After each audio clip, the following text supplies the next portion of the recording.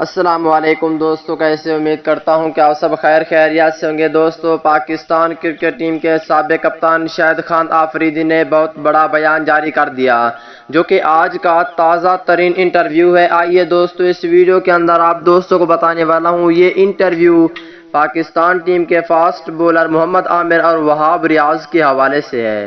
دوستو، Pakistan cricket team کے سچے اور پکے فینز ہیں تو اس ویڈیو کو لائک کریں، چینل کو سبسکرائب کریں، بیل آئیکن دبا کر آل پر لازمی کلک کر دینا ہے۔ تو دوستو، بڑھتے ہیں ویڈیو کی جانب اور آپ دوستوں کو بتاتا ہوں اس حوالے سے مکمل تفصیل۔